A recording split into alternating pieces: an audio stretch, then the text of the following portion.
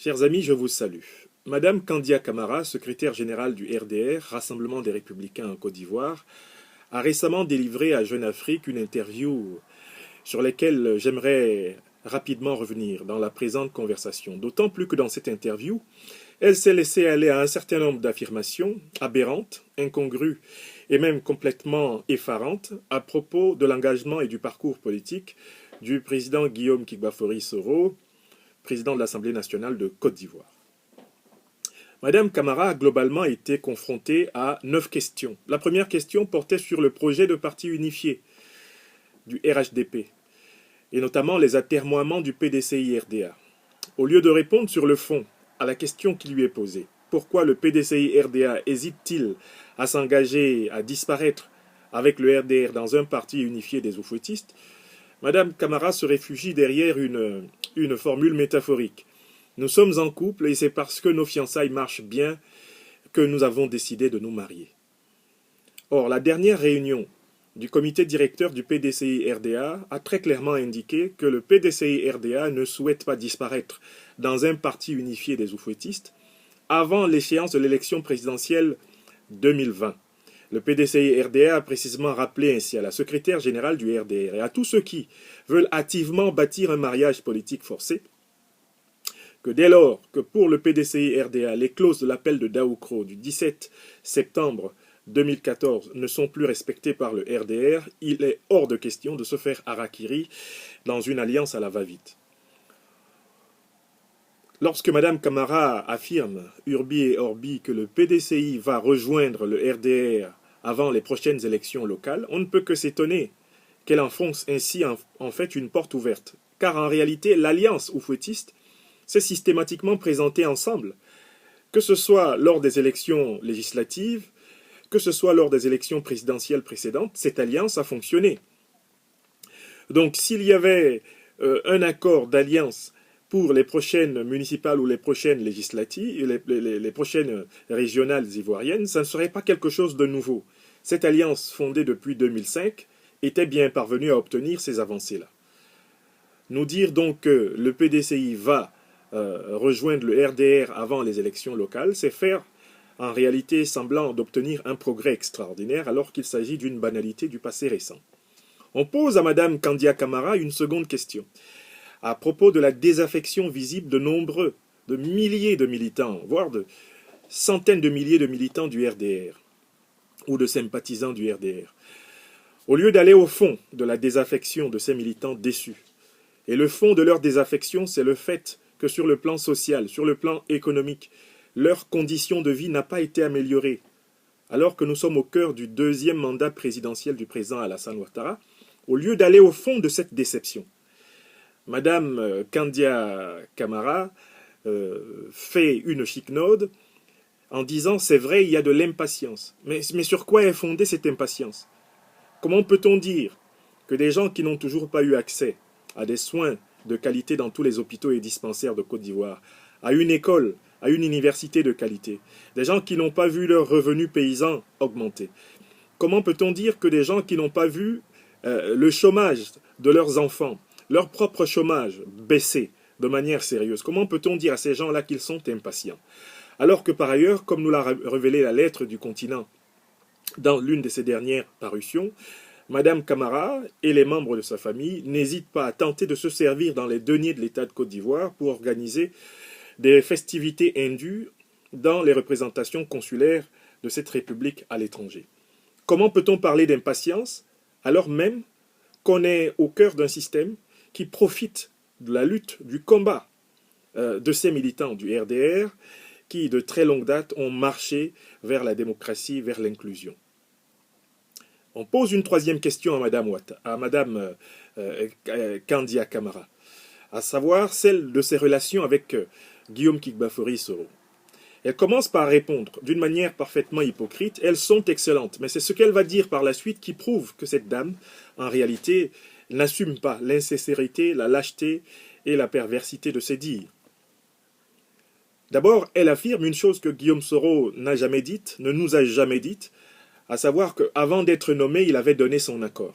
Il n'y a pas trace d'un seul accord de Guillaume Kigbafori Soro ou de ses proches compagnons envers les nominations qui ont été publiées par le RDR. Il s'agit de nominations Urbi et Orbi qui n'engagent que ceux qui y croient. D'autre part, on pose à Mme Kandia Camara la question de la loyauté de Guillaume Kigbafori-Soro envers son parti. Et à ce moment-là, Mme Kandia Camara utilise une formule effrayante. Personne n'a mis une arme sur sa tempe pour qu'il soit militant du RDR. De la part d'une femme, d'une mère, qui devrait avoir dans la bouche le langage de la paix, le langage de l'amour, le langage de l'affection, parce qu'elle élève et a élevé sans doute des enfants, et parce qu'elle est quelque part la gardienne d'un certain nombre de valeurs sacrales de la société, la métaphore de l'arme sur la tempe est un lapsus calami qui révèle en réalité l'adversité et l'animosité profonde de nombreux hauts cadres du Rassemblement des Républicains envers le leader générationnel Guillaume Soro. Mais il faut aller plus loin. Ce qu'il faut bien rappeler à propos de cette affaire, c'est quand même que le congrès du RDR des 9-10 septembre 2017, eh bien, Mme Kandia Camara, le Premier ministre Amadou Gon Coulibaly et un certain nombre de sécurocrates de ce parti s'étaient parfaitement arrangés pour en écarter Guillaume Soro, qui n'y avait pas assisté parce qu'il avait été convoqué Urbi et Orbi à la dernière minute, mais comme un militant de la 25e heure. Il faut donc rappeler que dans ce parti, eh bien, s'est installé depuis notamment le second mandat du président Alassane Ouattara une tradition d'ingratitude, d'animosité, de méchanceté, de vilainie, notamment envers les forces nouvelles, et tous ceux qui, de près ou de loin, accompagnent la marche du leader générationnel Guillaume Soro dans l'alternance interne au sein du RDR, l'alternance interne au sein du RHDP, l'alternance interne générationnelle et démocratique au sein de la Côte d'Ivoire et de l'Afrique contemporaine. Voilà les faits que Mme Camara est incapable d'apprécier. On pose la question à Mme Camara d'expliquer les raisons pour lesquelles Guillaume Soro, manifestement, est le plus populaire des cadres, des hauts cadres du RDR. L'indice le plus flagrant étant l'applaudimètre du congrès en début mai du RDR, lorsque Guillaume Soro est cité dans le discours de Mme Kandia Camara elle-même, ouvrant les festivités. Alors, Mme Camara ment. Elle ment platement, en prétendant que Guillaume Soro n'a pas été plus applaudi que tous ses pairs rassemblés ce jour-là. Tout le monde peut consulter encore aujourd'hui, disponible sur le web, les vidéos du congrès du RDR. Et tout le monde sait très bien que l'homme politique, le cadre politique, le plus applaudi ce jour-là fut incontestablement Guillaume Kigbafori-Soro. Il fut même plus applaudi que le président d'honneur du RDR, le président de la République, le docteur Alassane Ouattara. Aller jusqu'à prétendre que le Premier ministre Amadou Gon, que Monsieur le ministre d'État Ahmed Bakayoko, ou que Madame la professeure Henriette Dagri Diabaté ont été plus applaudis que Guillaume Soro, mais c'est le summum du mensonge. Et Madame Camara ne se rend même pas compte ainsi qu'elle se décrédibilise gravement aux yeux même des militants du RDR qui étaient les premiers témoins de cette affaire. On pose à Mme Camara la question de savoir comment vont s'organiser justement les présidentielles 2020, notamment le choix des candidatures dans le RDR et dans le RHDP. Elle utilise une formule qui a été bien sûr installée dans le langage politique collectif, une formule qui serait consacrée, celle qui consiste à dire qu'on choisirait à l'intérieur de toutes ces formations politiques le meilleur d'entre nous. Que valent des primaires dans des partis politiques dont les militants ne détiennent pas pour la plupart des cartes d'adhérents? Que valent des primaires dans des partis politiques où en réalité les dirigeants, les sécurocrates, les tenants des cordons du parti sont capables de proclamer les résultats qu'ils veulent, quand ils veulent? Que valent des partis dans lesquels il n'y a jamais eu véritablement de vote démocratique, puisqu'il n'y a pas en réalité une base électorale fiable, contrôlable par tous ceux qui éventuellement iraient dans une primaire avec eux? Eh bien, ces partis fonctionnent comme d'immenses pièges à cons. Des primaires faites dans des partis dont les militants ne sont pas encartés, dont la liste n'est pas maîtrisée par tous. Les primaires faites dans une alliance dont les membres, le nombre des membres, la qualité des membres, le droit de vote des membres sont absolument incontrôlables et sont interprétables à chaque fois en fonction des grés des puissants du jour. Eh bien, de telles primaires sont des primaires bidons.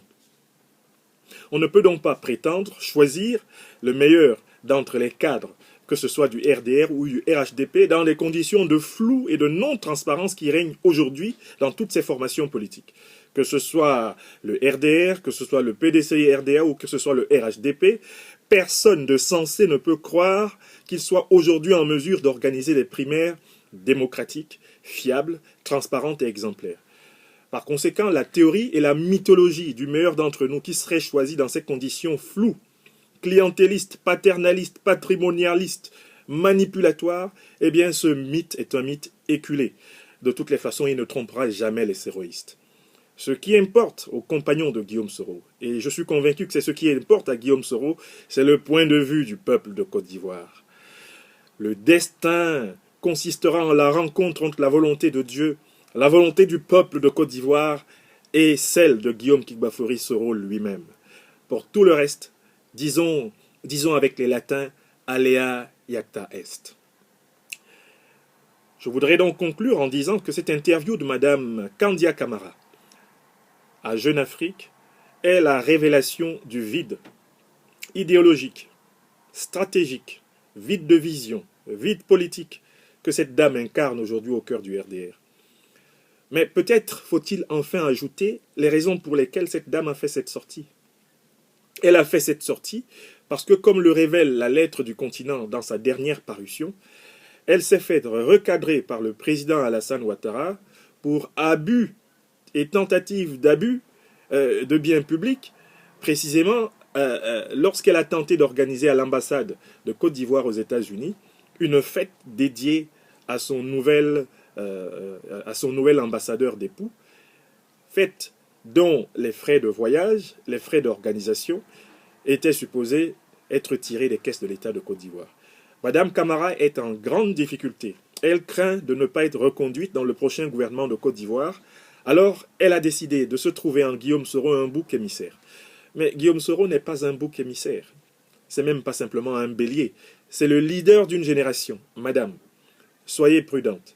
Votre carrière politique pourrait s'abréger définitivement bientôt si vous continuez à vous esbrouffer contre le leader de ma génération ivoirienne et africaine, Guillaume Kigbafori Soro. J'ai dit.